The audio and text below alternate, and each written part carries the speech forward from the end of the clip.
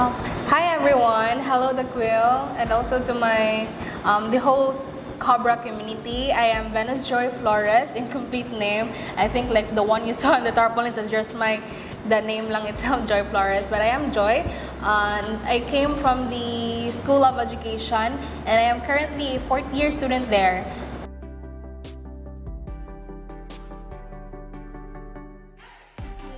My journey in SSG started when I was in first year. I became a House representative under the time of Mr. Hornido. And during that time, as honest as I am, there wasn't really a clear, no clear things to do because as House reps, we are part of the Legislative Council. And as part of the Legislative Councils, most of the resolutions that would represent the voice of our Cobra students would be coming from us because we are the, what we say, the lawmakers. Maybe we are not licensed to do that, however, we can in a way that the House reps must be utilized. So that was my first journey in SSG.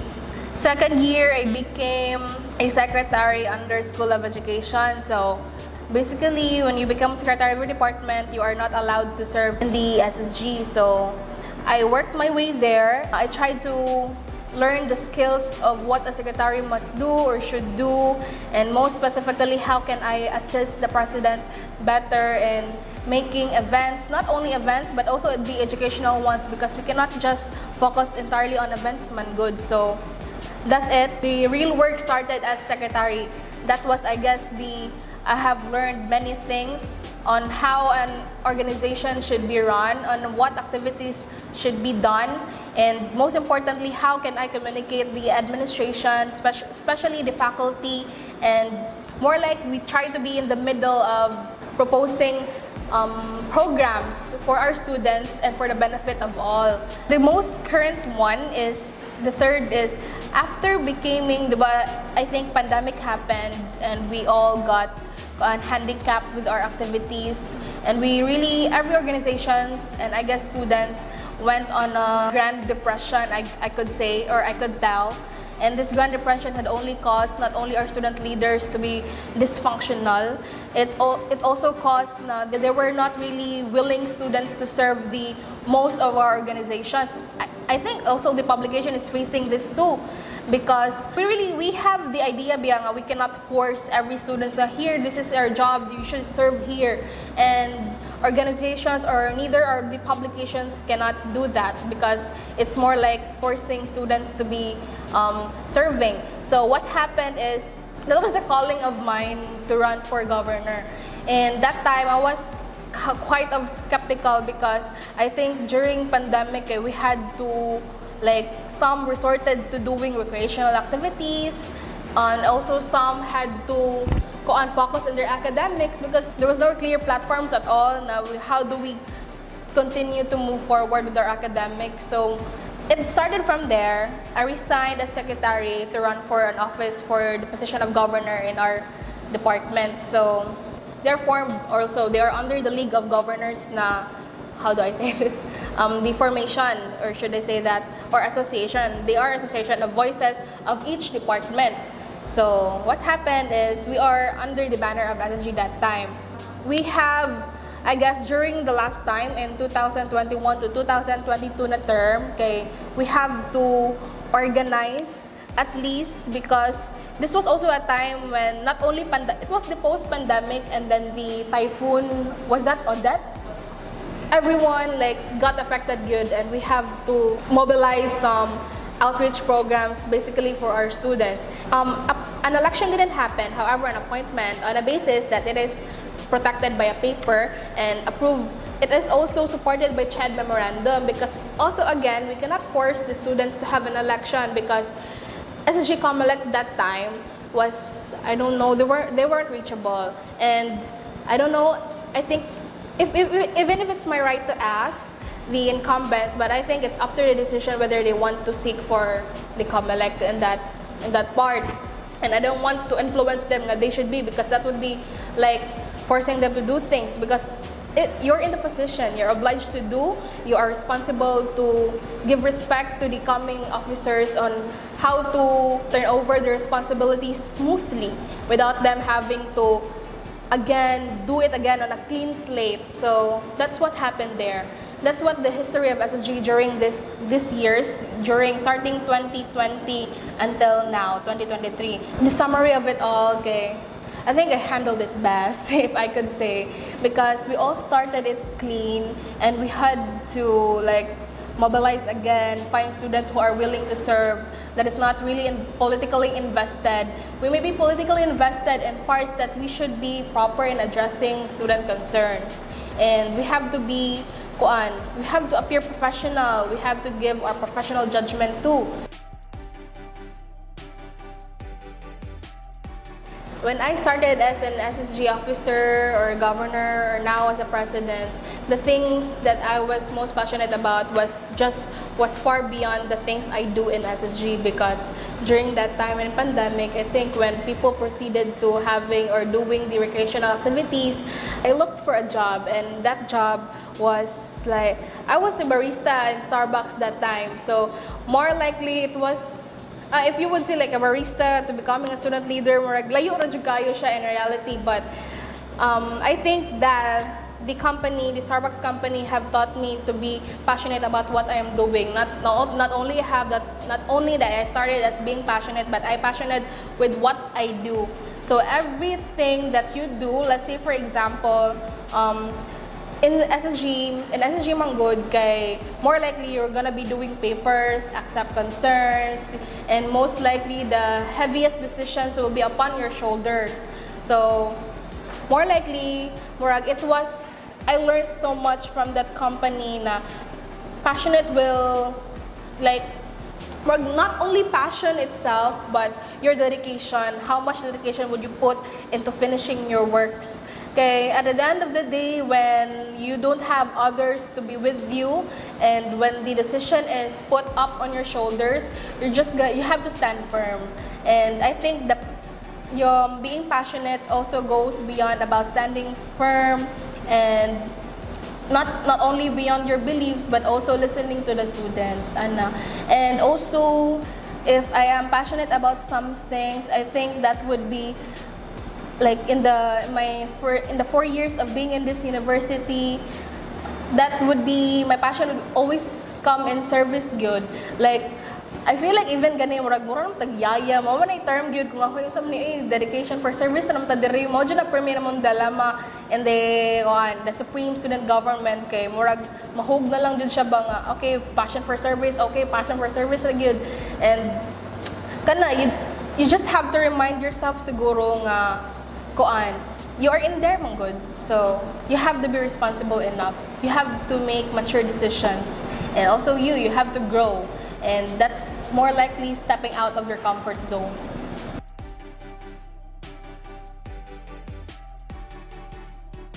Honestly, it was mentally deteriorating kay you really have to balance three na gyud.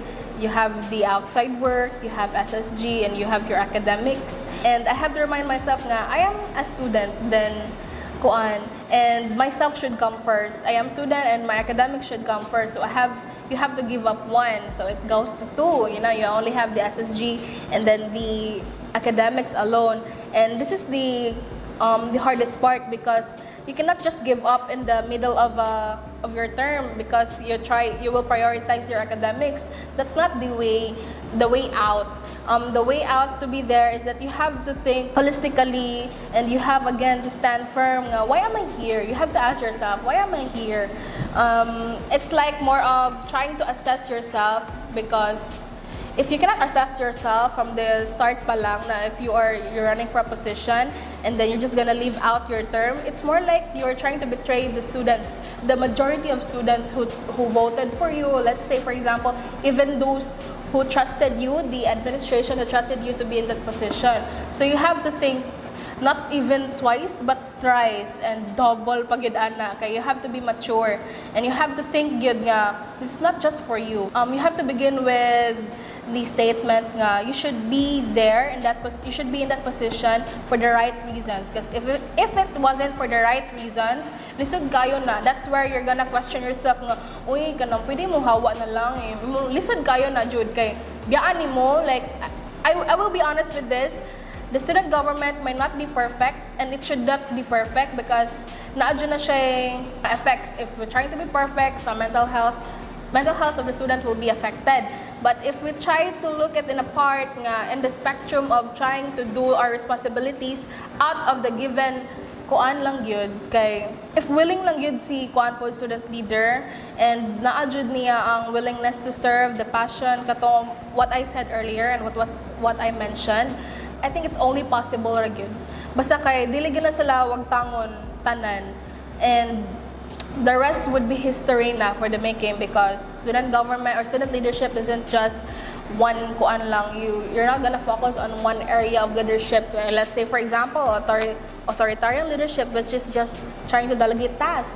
That's I think for me it's negative, where you should not influence your student leaders. They should grow. They should learn how to make their own decisions. My leadership style, I guess it's transformational. And apart from transformational, okay, starting off with a clean slate good, nga there was nothing handed to me. However, like I only had the history of how is it to be working in an organization. Okay, I really had to learn everything. So transformational siya because university designed us, even our teachers designed us to adapt with changes.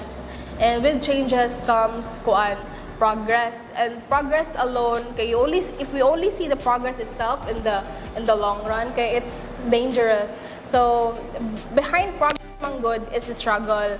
I know you would relate to this because as student leaders, being transformational is going with the student struggle and going with your self struggles. It's coming over more on trying to perform good well with that and going with the struggle of all students. However, at the end of the day, the decision will be upon your shoulder. Mao lang gid na siya. And I think transformational, dili lang gid siya dapat ang i-focus nga transformational dapat. And for the next student leaders to come, I hope you don't focus only on your sole interest, but for the university-wide interest of the students. If ever in a case nga it's gonna be against the administration, then ask yourself, are there any ways I could try to fix this or solve this? Or should I just go whining and complaining, why is it this way? Why is it not that way? So, let's be professional. Ana lang yun.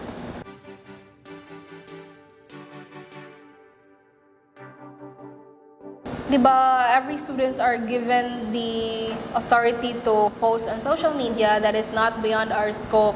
So I handle them in a way at least if you have concerns, most especially in a student government, so let us know directly, because if we try to post it on social media or whatever platforms you have which is totally out of our scope, okay, it's hard for us to know what are your problems. At least in a way if I receive it on my paper, let's say if imo na siyang gi-type gyud diha, you are willing to to have this concern be addressed, then we would be I think we would gladly appreciate that, because that manner speaks of yourself as a human. That's the decency that you have, the integrity, of course, and that's also the respect we have for others who function or who's trying to function at their best to accept that concern. So with that, I will always have a message to if we have concerns, so kindly let us know again, then we will be glad to accept that, and we will try our very best, and at least you will be heard, because that's our job, that's our function.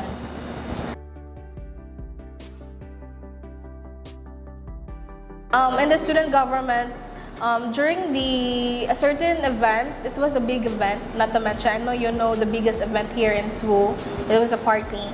So what happened there was, I think everybody knew about it, and I will be transparent with you with that because I am not perfect, and I am also trying to set a lesson for the incoming student leaders to always think of the people involved in the committees, because what happened during that time, I wasn't able to oversee this is how big the event was, and there was students who functioned on their own, and there was us who tried to focus food with the given deliverables to us. So I didn't came to oversee there were also students they weren't given enough compensation, I guess, or like given enough appreciation during that time with their function. Kay murag na focus lang me on our agenda nga, uy, this is what we should do and we should end it nga kuan, and you can do it on your own. So I guess the lesson will be there is to oversee, and then the next time you oversee it, kay you try to adapt it, you try to adapt with the changes and be compassionate about other students.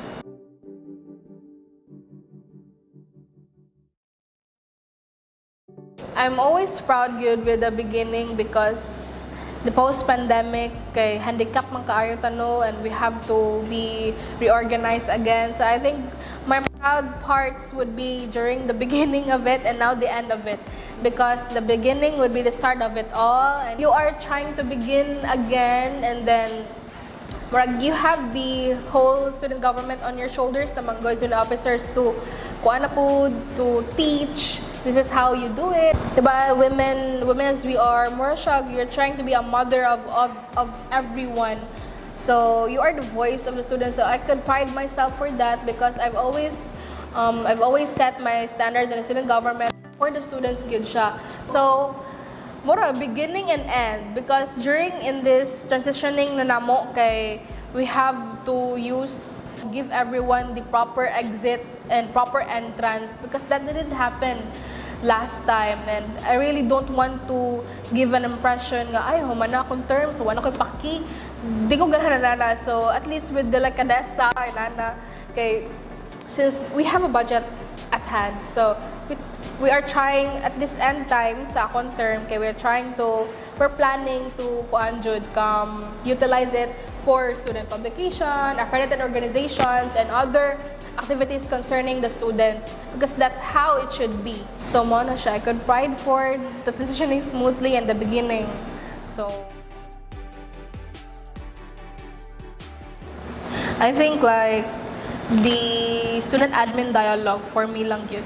When we receive concerns, we try to comprehend good what the concern, where the concern is really stemming. Student admin dialogue, the improvement there is more on pag-digest sa concerns holistically.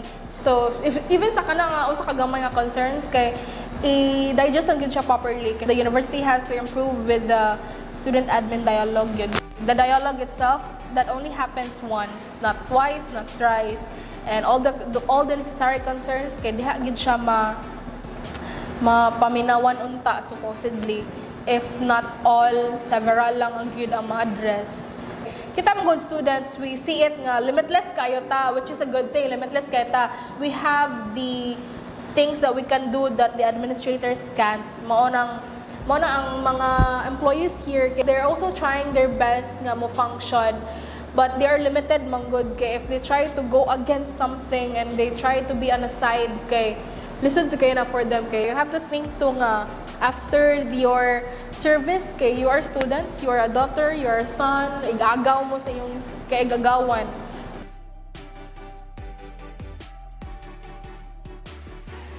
An 8. Okay, the two points, the 1 point would be for the administration to assess me, and the 1 would be for the whole majority. And 8 is still trying to grow. Okay, bisan unsa pa nato pagsultino nga student president ta, we should learn to be humble. Learn to be humble, seek for advices, kay mangita man gyud tagtabang. Even if dili sa mga higher nato, even with our co-students, there's always a room for improvement. And I too, I will always need a room for improvement. Okay, if I'm gonna say nga I'm fixed, then that's gonna be a problem gyud. Okay, I'm gonna be boastful or prideful of something that kanang uban wala di kabaw ay siya di ay okay, murag ginana lang.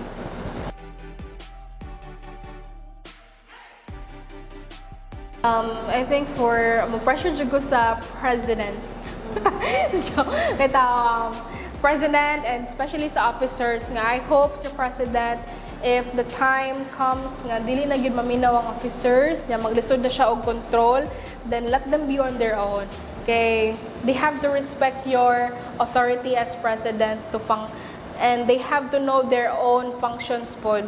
And especially nga kamo seated there sa student government nga dili ra gyud kayo ang student government alone ang inyong hang gina-represent, but the whole studentry. And lisod kayo na if we have the mindset, sole interest lang gay nato nga these are our platforms and we only came to run to disagree one another, which supposedly ang student government is to function oneness, ONENESS, oneness, unity, not really unity because we are ideally different man yun. So unification would be kuan ideal. So at least lang yun to gather those who would listen and create avenues for students good, more on educational activities, not big events.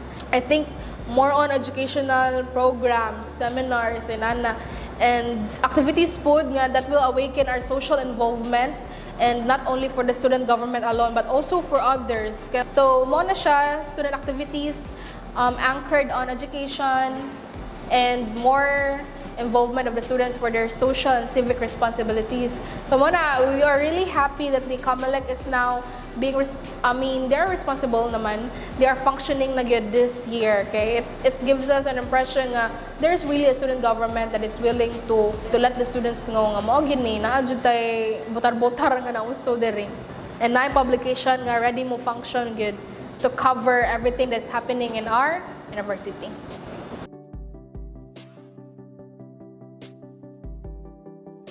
I will honestly say nga kuan lang gyud, be firm, be mature, have the perseverance and determination and willingness, of course.